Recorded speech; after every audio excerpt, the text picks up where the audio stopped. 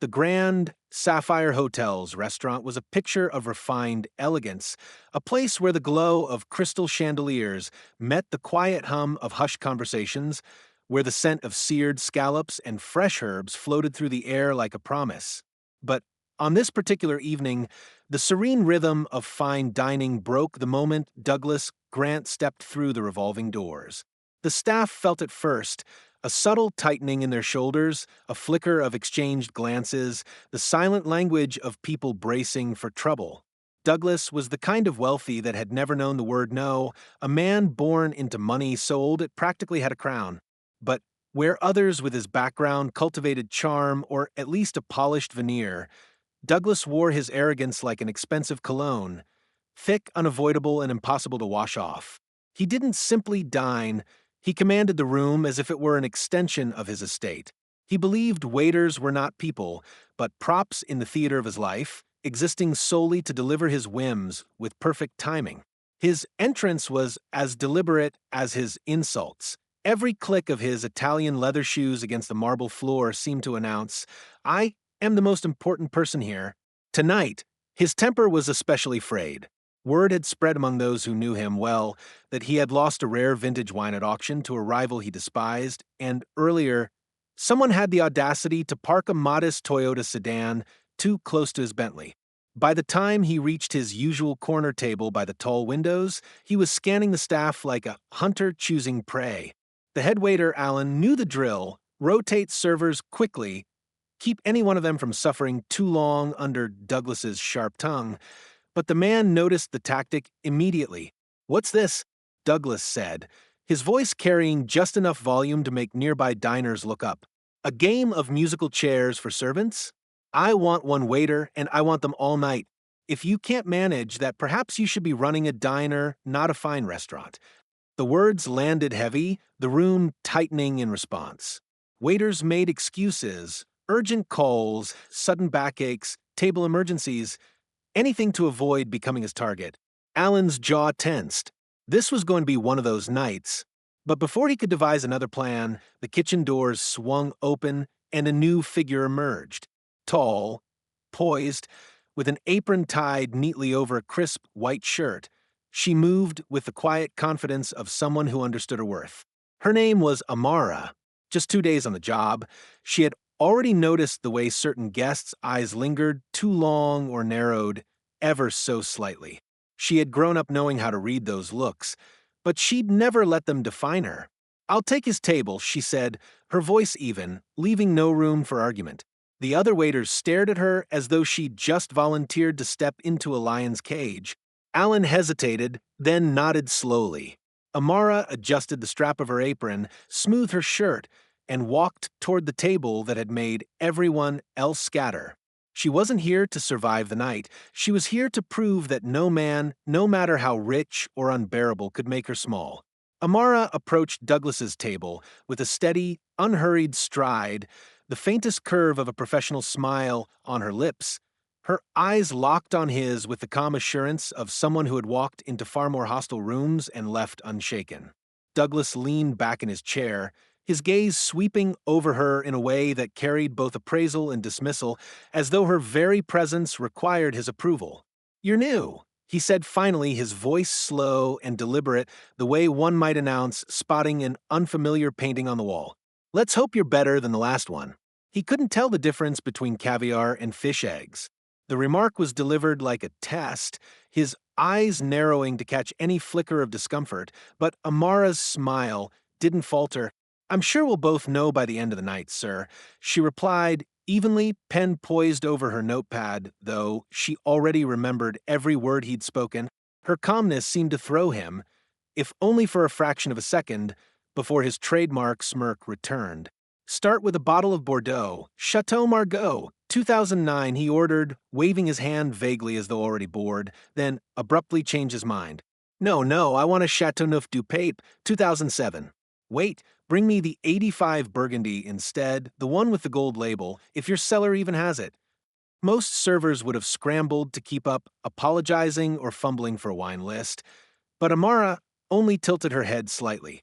"Would you like me to bring the sommelier to confirm availability, or shall I fetch it myself?" I can have it decanted at your table. Her tone was precise, professional, but there was a steel thread woven through it, the kind of composure that was impossible to rattle. His brows lifted in faint surprise, no hesitation, no visible irritation, just a question that placed the decision back in his hands. You think you're clever, he muttered, leaning forward, voice low but sharp. Most of the help here just nods and scurries away. Amara met his gaze without blinking. Most people haven't been dealing with men like you since they were 16, she said softly, just loud enough for him to hear. His eyes narrowed, but before he could demand an explanation, she added, "Don't worry, I always pass the test." A couple at the next table, pretending to study their menus, glanced at each other, having caught the exchange. There was a subtle shift in the air. Diners nearby were beginning to sense that something unusual was happening. Amara wrote down his appetizer order with deliberate care and turned to leave, her posture perfect, movements fluid, not an ounce of subservience in the way she carried herself. She wasn't here to match his arrogance with anger, she was here to disarm it with control. And Douglas, though he would never admit it out loud, felt the faintest ripple of intrigue run through him. This wasn't going to be a routine night of condescension and compliance. For the first time in years, he had found someone willing to serve him without letting him own the room. Douglas had built an entire persona on the belief that everyone had a breaking point and the true sport of dining in public was finding it. The problem was, Amara's composure seemed welded in place. No matter how he shifted his tone, sharp one moment, dismissive the next, her eyes remained steady, her voice even, her movements precise. If she noticed the storm he was trying to stir, she refused to acknowledge it. That alone was enough to spur him into a higher gear. "Let's see if you can handle something off menu," he said, drumming his fingers on the table like a metronome for his own impatience. "I want a wild mushroom ragu, sautéed with truffle oil, real truffle oil, not that synthetic stuff, finished with a brandy flambe, and served over hand-cut pasta made fresh tonight." He leaned forward, eyes glinting, "And I want it exactly the way they do it at Lou Rocher in Monte Carlo. You've been there, I assume." Amara, who had never set foot in Monaco and certainly had no reason to, simply replied, "I haven't, sir, but I'll make sure you have something you enjoy." It wasn't the answer he expected. There was no groveling apology for her lack of elite culinary experience, no defensive tone, just the unshaken promise of delivery. "Enjoy," he echoed, mockery dripping from the word. "Do you even know what better is?" Amara paused, her pen resting lightly against her notepad. "Yes," she said calmly, her voice just low enough to feel personal. "Better is when someone leaves the table satisfied instead of still hungry for control." For the first time that evening, Douglas didn't have an immediate retort. His jaw shifted as he processed her meaning, the words sliding past his armor before he could deflect them. He reached for his water glass to mask the pause, his mind scrambling between irritation and curiosity. By the time she returned with his wine, a perfectly decanted 1985 Burgundy, the exact vintage and presentation he demanded, his silence had morphed into a careful watchfulness. She poured with unhurried precision, the deep red liquid curling into the crystal glass like velvet. He searched for something to criticize, the angle of the pour, the temperature, the aroma, but everything was flawless, and he hated that he had to admit it. He said finally, as if the single syllable could hide the concession. "Not bad." Amara's lips curved into the faintest smile. "I aim for more than not bad, sir." She left before he could craft a cutting remark, leaving him alone with his glass and an unfamiliar sensation creeping into his mind. Not defeat, not exactly, but the uneasy realization that for the first time in a very long while, the evening's power dynamic wasn't entirely his to control. Around the room, diners pretended to focus on their meals, but their eyes betrayed them. They were witnesses to a quiet duel, and Amara was holding her ground with the grace of someone who had nothing to prove, yet somehow proved everything. By the time the main course arrived, Douglas's usual rhythm of control had been thoroughly disrupted, though he refused to admit it even to himself. The chef, who had been briefed by Amara in the kitchen, had prepared the wild mushroom ragu exactly as described, earthy aromatic, the truffle oil unmistakably genuine, the pasta perfectly al dente. Amara set the dish before him with the same unhurried confidence she'd carried all evening. The kind of presentation that suggested nothing in her world could be rushed by impatience or ruffled by arrogance. Douglas leaned forward, inspecting the plate like a jeweler appraising a diamond, hunting for a flaw he could exploit.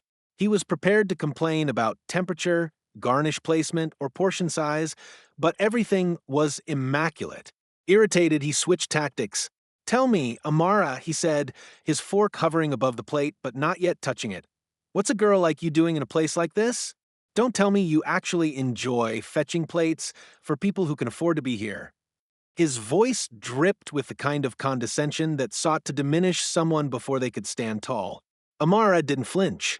She placed her hands lightly behind her back, tilting her head just enough to meet his gaze head-on.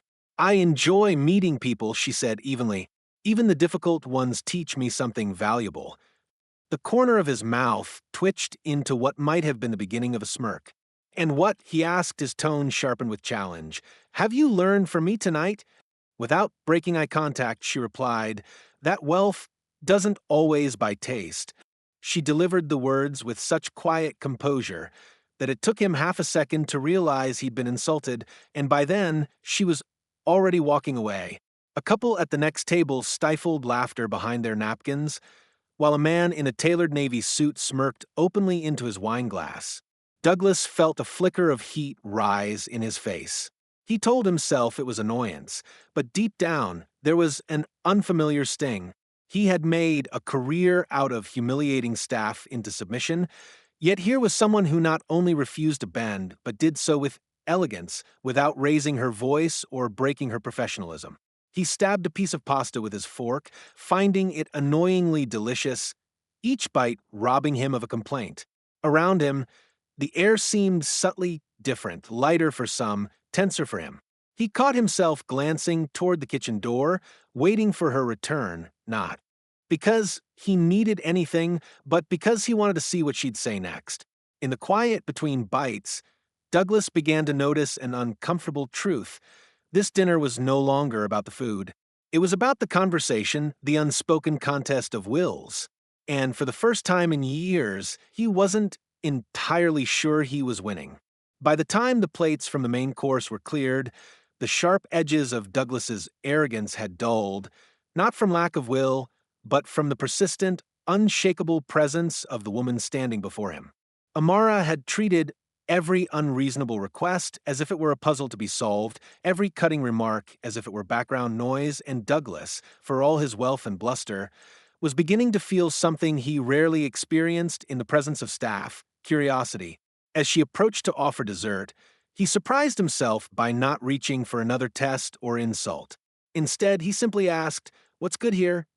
The question was so ordinary, so uncharacteristic, that Amara raised a brow ever so slightly before answering. "The soufflé is exceptional tonight. Light, airy, just enough sweetness to end the evening well." He nodded, but then leaned back in his chair and studied her. "Where did you work before this?" he asked, his tone no longer edged with mockery, but laced with genuine interest. Amara didn't hesitate. "A small diner outside the city. The kind of place where coffee cups were chipped and customers called you sweetheart instead of your name. Tips were light, but the regulars always had stories to tell." She glanced toward the window for a moment, then back at him. "Before that, I worked at my family's cafe until it closed. We couldn't keep up after my father passed." There's no tremor in her voice, no plea for sympathy, just the quiet dignity of someone stating facts about her life. Douglas's fork, which had been idly tapping the table, stilled. "Why come here?" he asked, though the question fell heavier than he intended.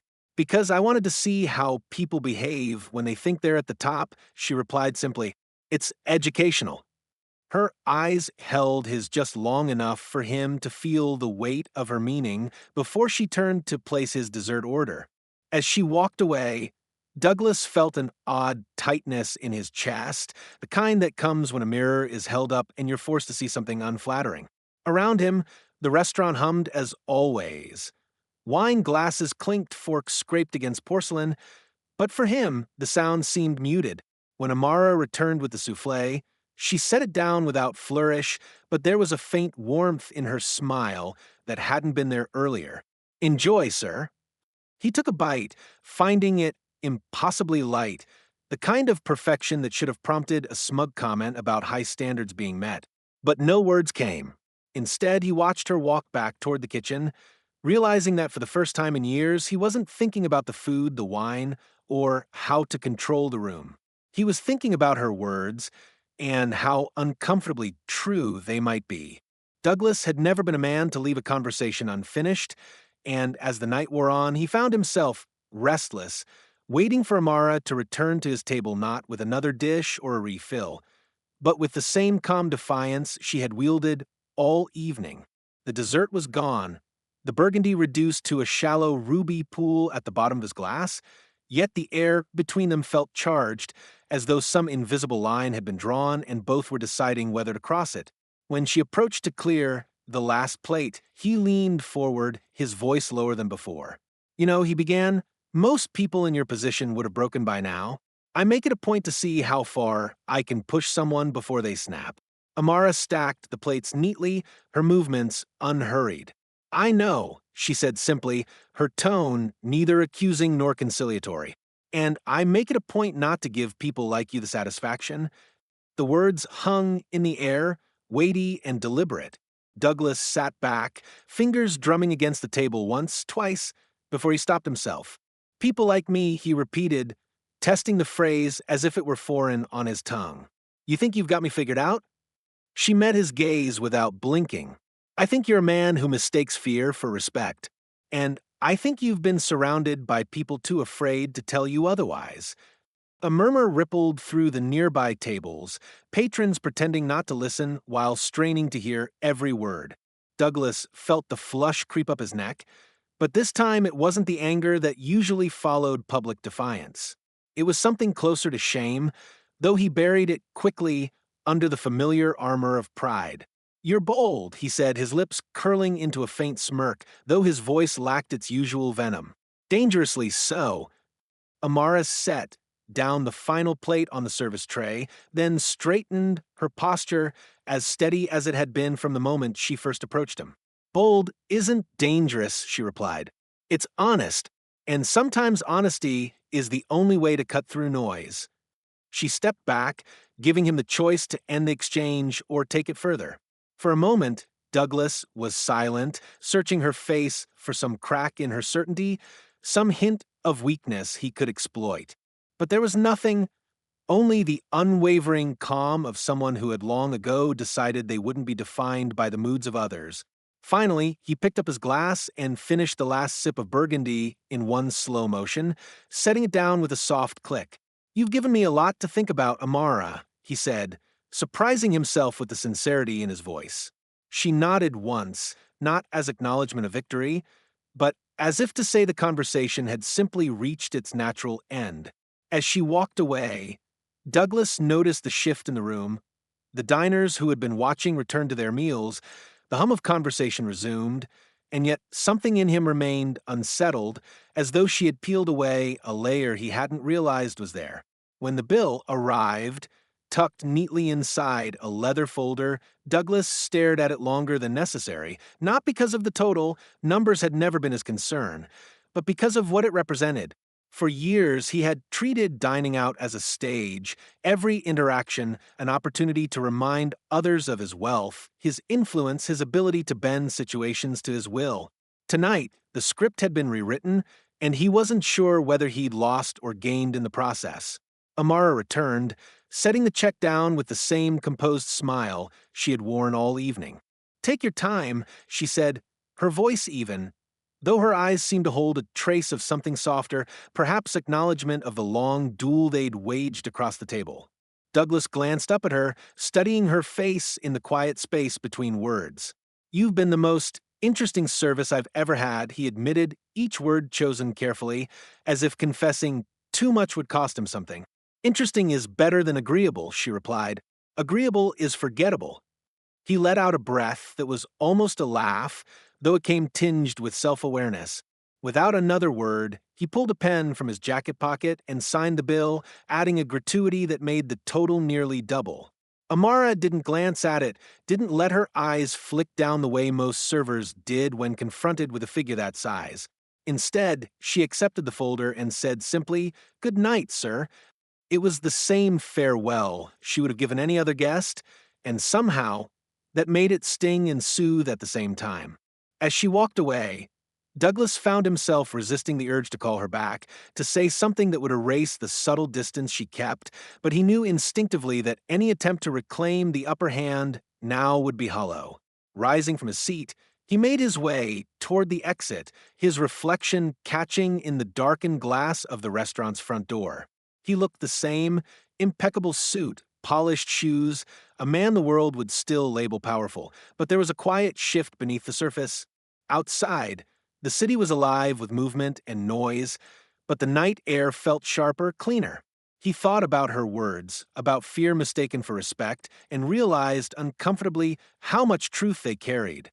It wasn't a lesson he'd asked for, nor one he would have accepted from anyone else, but it was his now, lodged in his mind like a stone in a shoe. As his driver opened the car door, Douglas hesitated, casting one last glance through the restaurant's window. Inside, Amara was laughing with a fellow server, her posture relaxed now that the performance was over. For the first time in a long while, Douglas wondered what it would be like to sit at a table and be the kind of man people didn't flee from. He stepped into the car, the door closing with a muted thud, and as they pulled away, he knew that somewhere in the quiet spaces of his mind, the question would linger long after the night was over.